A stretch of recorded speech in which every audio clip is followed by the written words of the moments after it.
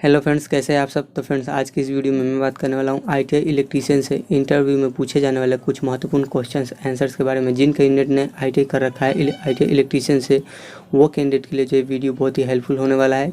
और जो कैंडिडेट किसी भी कंपनी में अगर जाना चाहते हैं, जाने की सोच रहे हैं, उनसे जो ये क्वेश्चन पूछे जाते हैं। काफ़ी बार ये क्वेश्चन बहुत सारे कैंपस प्लेसमेंट पूछे जा चुके हैं और अभी भी पूछे जाते हैं और पूछे जाएंगे। तो इसी वीडियो में मैं बात करने वाला हूँ कौन कौन से क्वेश्चन जो है आपसे पूछे जा सकते हैं। तो बने रहिए इस वीडियो में लास्ट तक। और अभी तक आपने हमारे चैनल को सब्सक्राइब नहीं किया है तो चैनल को जरूर से सब्सक्राइब कर लेना और वीडियो अच्छा लगे तो वीडियो को एक लाइक कर देना। तो यहाँ पे मैं बात कर लेता हूँ कौन कौन से क्वेश्चन आपसे पूछे जाते हैं और उसी के साथ जो मैं आंसर भी आपको देते जाऊँगा। तो आप जो है नोट डाउन भी कर सकते हैं। ये क्वेश्चन जो है आईटीआई वालों के लिए बहुत ही हेल्पफुल एंड कारगर साबित होने वाला है। आप कहीं भी किसी भी कंपनी में जाते हैं इंटरव्यू देने, तो आपसे जो है ये क्वेश्चन अवश्य पूछे जाते हैं। इसमें से क्वेश्चन आपके फंस सकते हैं। तो बात कर लेते हैं सबसे पहले क्वेश्चन नंबर 1। तो क्वेश्चन नंबर 1 जो है, ट्रांसफार्मर की रेटिंग किस में व्यक्त की जाती है। तो आपने सही सुना, ट्रांसफार्मर की रेटिंग किस में व्यक्त की जाती है। तो आपके मन में आ रहा होगा किलोवाट, केवीए में, या किस में व्यक्त की जाती है। तो आप सोचिए मत, जब इसका आंसर है, करेक्ट जो आंसर है केवीए। तो ट्रांसफार्मर की रेटिंग जो है केवीए में व्यक्त की जाती है। अब बात कर लेते हैं दूसरे क्वेश्चन की। तो दूसरा क्वेश्चन जो ऑल स्टूडेंट से, सभी स्टूडेंट से पूछा जाता है, वो रेजिस्टेंस का विलोम क्या होता है, इसका उल्टा क्या होता है। यानी जो रेजिस्टेंस है उसको उल्टा आप करके देखिए। तो रेजिस्टेंस का जो उल्टा होता है वो कंडक्टेंस होता है। जिसकी रेजिस्टेंस एक प्रतिरोधक है तो उसका जो उल्टा रहेगा वो कंडक्टेंस रहेगा। यानी जो है प्रतिरोधक जो है, और कंडक्टेंस क्या होता है, चालक होता है, और रेजिस्टेंस क्या होता है, प्रतिरोध होता है। तो इसका उल्टा यही होगा, कंडक्टेंस। बात कर लेते हैं तीसरे क्वेश्चन की। तो तीसरा जो आपका वेरी क्वेश्चन है वो है रेजिस्टेंस की इकाई क्या होती है।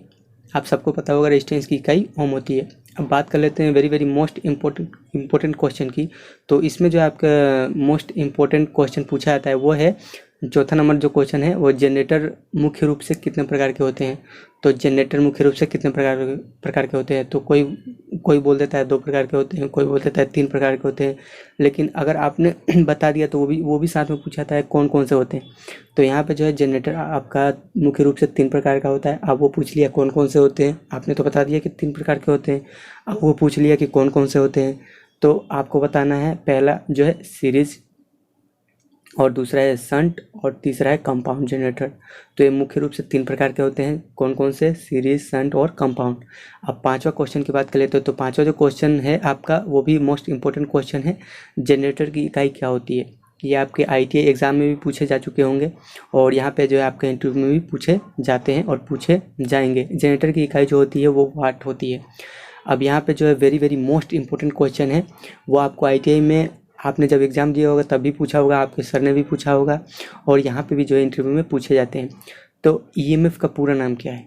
जी हाँ, ईएमएफ का पूरा नाम क्या है। तो ईएमएफ का पूरा नाम है इलेक्ट्रिक मोटिव फोर्स। जी हाँ, ईएमएफ का पूरा जो नाम है इलेक्ट्रिक मोटिव फोर्स। ये जो है वेरी मोस्ट इंपॉर्टेंट क्वेश्चन है, जो आप नोट डाउन कर सकते हैं, याद करके रखना। अगर आपने आईटीआई कर रखा है, कहीं भी आप किसी भी कंपनी में जाएंगे तो आईटीआई इलेक्ट्रीशियन वाले जो हैं, ये खास करके ध्यान रखना कि उनसे जो है ये क्वेश्चन पूछी जा सकती है।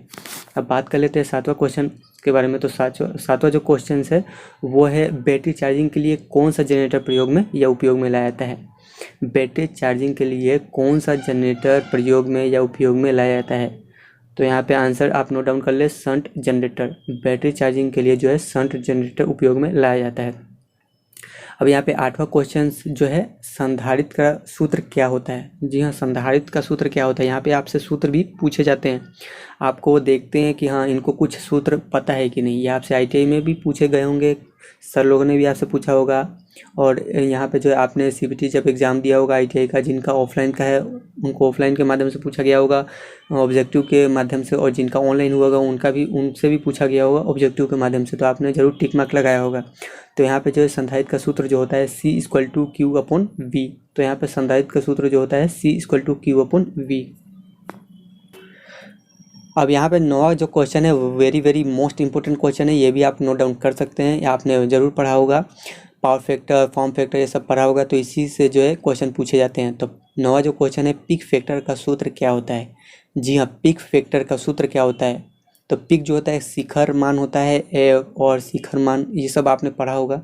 तो इसी के बारे में जो पूछा जाता है, पिक फैक्टर का जो सूत्र होता है वो होता है, आंसर नोट डाउन कर लें, शिखर मान अपॉन प्रभावी मान। तो पिक फैक्टर का सूत्र जो होता है शिखर मान अपॉन प्रभावी मान।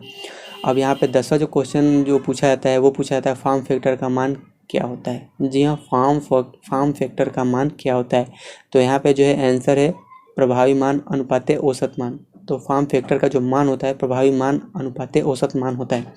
अब यहाँ पे जो 11वां क्वेश्चन आपसे पूछा जाता है वो पूछा जाता है शुद्ध प्रतिरोधी परिपथ का सूत्र क्या होता है। यहाँ पे सूत्र की बात कर लिया इन्होंने। तो शुद्ध प्रतिरोधी परिपथ का जो सूत्र होता है IRMS = E/R। तो शुद्ध परिपथ का जो शुद्ध प्रतिरोध परिपथ का जो सूत्र होता है IRMS = E/R। तो ये आपका आंसर हो गया। अब यहाँ पे बात कर लेते हैं नेक्स्ट क्वेश्चन की। तो नेक्स्ट जो आपसे क्वेश्चन किया जाता है वो ये नेक्स्ट और लास्ट क्वेश्चन मैं बताने वाला हूँ। तो ये जो क्वेश्चन है इंडक्टिव रिएक्टेंस का सूत्र क्या होता है। इंडक्टिव रिएक्टेंस का सूत्र क्या होता है। तो इसका जो आंसर है XL = 2π/FL। XL = 2π/FL। तो ये आंसर होता है। तो फ्रेंड्स, अगर आप कहीं भी किसी भी कंपनी में जा रहे हैं तो आप जो है ये खास करके याद एक बार रख लें। और याद अगर आपको रहेगा तो आपसे जो है इसमें कहीं भी किसी भी कंपनी में जाएंगे इंटरव्यू देने तो आपसे जो है इसमें से कुछ क्वेश्चन पूछे जा चुके हैं और पूछे जाते हैं और अभी भी पूछे जाते हैं। तो आप जो है ये क्वेश्चन अगर 5-10 क्वेश्चन पूछे जाते हैं उसमें से अगर 10 क्वेश्चन पूछे जाते हैं उसमें से आपने अगर 5 भी आंसर दे दिया तो आप जो है उस इंटरव्यू में पास कर लेते हैं। तो फ्रेंड्स, मुझे उम्मीद है आपको यह वीडियो अच्छा लगा होगा। अगर आपको यह वीडियो अच्छा लगा होगा तो आप हमारे इस वीडियो को एक लाइक कर देना और चैनल पर नए हो तो चैनल को जो है सब्सक्राइब कर लेना। तो चलिए फ्रेंड्स, मिलते हैं एक न्यू वीडियो के साथ।